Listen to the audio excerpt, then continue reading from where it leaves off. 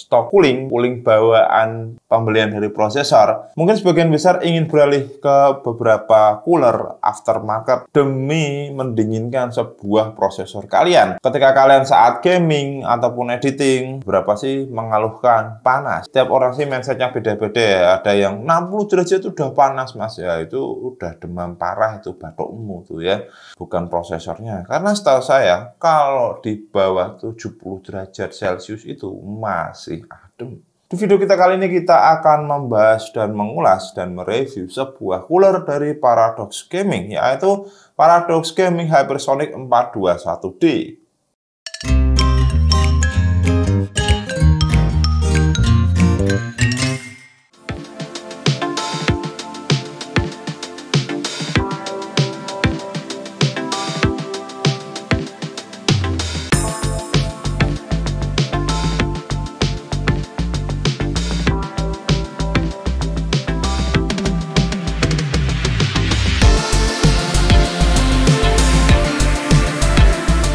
Paradox Gaming Hypersonic 421D ARGB ini sebenarnya sudah ada rilis saat puasa setahu saya ya beberapa waktu yang lalu. Dia mengeluarkan dua tipe, yaitu yang satu seri B itu bracketnya masih menggunakan cantolan, dan sedangkan yang D ini dia sudah menggunakan bracket model baut. Untuk harga itu sekitar 275 ribuan di e-commerce. Fan dari Hypersonic 421D ARGB itu memiliki ukuran 120 mm, jadi ini 12 cm ya. Dan untuk ketebalannya sekitar 25 mm atau 2,5 cm. Ya, fan normal pada umumnya. Lalu untuk fitur yang disematkan dari fan ini adalah, ya pasti kalian suka, LED ARGB. Di mana LED ARGB-nya itu terdapat di bagian plate. Dia juga memiliki konektor 3 pin ARGB. 3 pin ARGB-nya ini daisy chain, ada yang female, ada yang male. Jadi yang untuk female ini untuk mensinkronkan ke motherboard kalian yang sudah support 3 pin ARGB. Lalu yang untuk male-nya ini menyambung ya, sebenarnya untuk menyambung ke beberapa fan lain, ke water cooling yang sudah support 3 pin ARGB. Selain itu juga dia juga memiliki konektor power itu menggunakan 4 pin PWM. Untuk bearing dari fan ini dia menggunakan dynamic hydraulic bearing. Selain itu dia memiliki kecepatan sebesar 800 sampai 2300 RPM. Lalu untuk airflow-nya dia memiliki airflow sebesar 76,6 CFM dan noise-nya itu sebesar 36,5 dBA. Untuk fan-nya, dia memiliki corak titik-titik pada bagian samping di frame-nya. Dan untuk daun kipasnya, ini merupakan tipe static pressure. Heatsink dari Hypersonic 421D ARGB itu memiliki 4 buah head pads, di mana head pads-nya ini terbuat dari tembaga dilapis nikel, ya jadi kelihatan shiny. Dia menggunakan teknologi high direct touch, jadi high direct touch itu dari pads-nya ini langsung menuju atau menempel ke prosesor kalian. Untuk fin-nya, ini terbuat dari aluminium, dan ini juga solid sebenarnya sehingga mudah playok kayak hedging-hedging yang murahan itu. Di sini bracketnya terdapat 2 buah baut yang terdapat pegas. Ini fungsinya adalah, jika semakin panas hedging ini, maka dia akan menghasilkan pressure semakin tinggi ke prosesor kalian. Jadi perambatan panasnya itu akan lebih bagus daripada cooler-cooler yang tanpa menggunakan pegas pada bautnya. Di bagian atas bisa kalian lihat ini terdapat sebuah cover plastik dan ini coraknya seperti pada fan ya. Dan ini adalah ARGB Infinity yang bertuliskan Paradox Gaming. Ini bisa kalian lepas dan di sini juga terdapat 4 buah titik magnetik ya. Mungkin ini jika kalian LED-nya mati bisa memperbaiki sendiri ya, atau ya langsung klaim aja ke Foxconn-nya daripada ribut juga kan.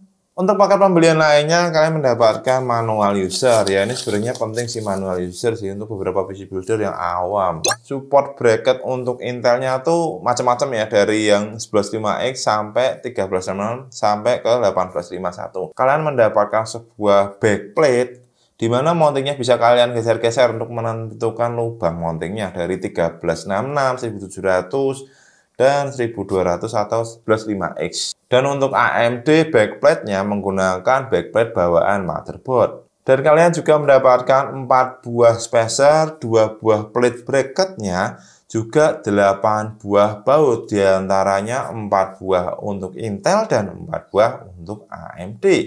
Tak lupa ketinggalan juga mendapatkan sebuah thermal paste. Tapi ini thermal paste-nya ya B aja sih, karena modelnya tuh pelototan kayak saus. Berikutnya kita akan mengetes benchmark dan gaming seberapa jauh sih performa dari Hypersonic 421D ini. Kita akan menggunakan prosesor Intel Core i5 14600KF dengan OpenTDP dan core clock-nya default saja, standar ya. Dan untuk motherboard-nya kita menggunakan MSI Z790M Power. Memori kita menggunakan Cleveland V 32GB DDR5 6000 MHz SMP ya presetnya. Dan untuk GPU kita menggunakan Galaxy RTX 4060 8GB GDDR6. Lalu untuk sistemnya kita menggunakan MSI M450 Spatium 1TB dan power supply kita menggunakan Sony Focus GX 850W dan display kita menggunakan Gigabyte G24F dengan resolusi Full HD dan menggunakan 165Hz. Kita awali dengan Cinebench R23. Untuk hasil tertinggi terdapat di performance clock di single core score sampai 5,154 GHz. Dan rata-rata multicore pun kita mendapatkan hasil sekitar 3 GHz, ya. Lalu untuk temperatur kita mendapatkan hasil tertinggi di performance core temperatur tuh di 79 derajat Celcius untuk multicore. Dan untuk rata-ratanya masih di 40 ya, itu single core. Dan untuk multicore-nya 68 dan 72. Skor yang kita dapatkan, multiscore kita dapatkan 24.920 poin dan single core-nya sekitar 2.073 poin. Dan untuk power package-nya Hypersonic 421D mampu sampai 195,331 watt dan untuk fan speed maksimumnya berada di 2131, itu berada di single core. Dan untuk 3D Max benchmark, average clock rata-rata, kita mendapatkan hasil terbaik di CPU profile sekitar 5,122 GHz. Selanjutnya untuk temperatur, paling tinggi pun juga masih dipimpin oleh CPU profile, karena CPU profile itu benchmarknya lebih ke CPU ya. Dan untuk benchmark score, tes PI Extreme CPU score mendapatkan 8.253, Firestark Ultra PI score 38.324 points, dan untuk CPU profile Max Thread berada di 10.743 poin. CPU power package masih dipimpin oleh CPU profile sekitar 147,546 watt dan untuk fan maksimumnya itu paling tinggi berada di 2139 RPM di Firestrike Ultra. Beranjak ke gaming dengan resolusi Full HD, ray tracing DLSS quality, dan prosesnya menyesuaikan di beberapa gamingnya. Cyberpunk 2077 mendapatkan 114,2 fps dan tertingginya ya pasti Counter Strike lah ya di 253,7.